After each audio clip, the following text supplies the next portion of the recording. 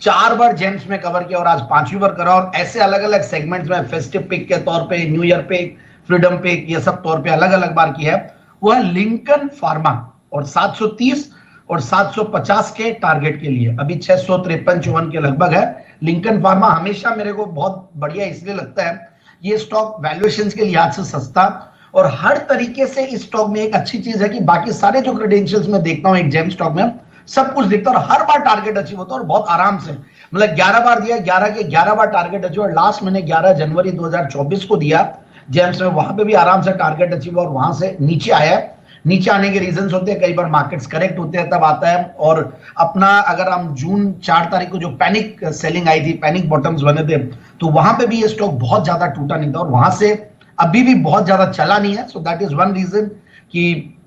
Margin of safety भी दिखती है और रिस्क रिवॉर्ड रेशियो भी बढ़िया दिखता है, और अपने टेक्निकली देखें तो अपने जो इंपॉर्टेंट मूविंग एवरेजेस है उसके आसपास ट्रेड कर रहा है। अब मैं आता हूं थोड़ा फंडामेंटल्स पे, बैकग्राउंड पे। कंपनी अच्छी खासी एक पुरानी कंपनी है, सबसे बढ़िया बात है कई सालों से कार्यरत है, और कंपनी जो अलग अलग जो मार्केट्स है उनमें से सबसे इंपॉर्टेंट मार्केट जो सेमी रेगुलेटेड मार्केट्स होते हैं, अफ्रीका, लैटिन अमेरिका, इन सब मार्केट्स में अच्छी अपनी पेट जमा रखी है। एक्सपोर्ट्स अच्छा खासा करती है कंपनी,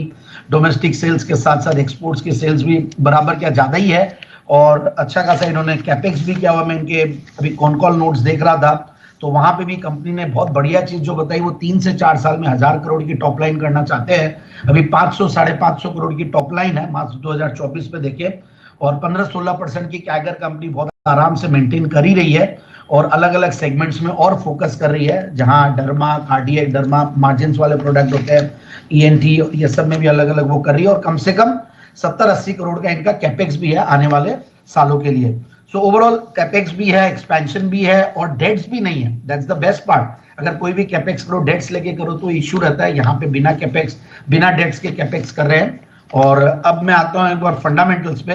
तो 14 का पी मल्टीपल है, तो मुझे लगता है एक पी रेटिंग का भी कैंडिडेट हो सकता है, और 15% की कैगर भी है, और रिटर्न ऑन कैपिटल एम्प्लॉयड 23% के लगभग है। पिछले 5 साल में, 3 साल में प्रॉफिट की कैगर 15% रही है, आगे भी यही अनुमान लग रहा है, और zero debt company, that is again very important, और अच्छे करंट रेशियोज, अच्छी मतलब बैलेंस शीट में फंडामेंटल्स, फाइनेंशियल्स देखे तो अच्छे लग रहे हैं। और मैं क्वार्टरली रिजल्ट्स देख रहा था, तो 13 करोड़ के पैट के सामने 19 करोड़ का पैट है मार्च 2024 में, और ओवरऑल मार्च 2024 का अगर टीटीएम बेसिस पे देखें तो 581 करोड़ जो हाईएस्ट एवर टॉप लाइन, और उसके सामने 1000 करोड़ के प्रोजेक्शंस आ रहे हैं, और हाईएस्ट एवर प्रॉफिट्स 93 करोड़ की कंपनी ने कमाए हैं लास्ट ईयर में। और शेयर होल्डिंग पैटर्न में भी देख रहा था, एफआईआईज ने, कुछ फंड्स है बाहर जो है, वो लोगों ने बढ़ाया है करीब 4% के लगभग, जो कि 1.5-2% के लगभग रहता था, और कुछ renowned investors public share holding में भी है। सो ओवरऑल एक अच्छी कंपनी, अच्छी क्रेडिटिंग वाली कंपनी, अच्छे फंडामेंटल्स वाली कंपनी, पुरानी कंपनी,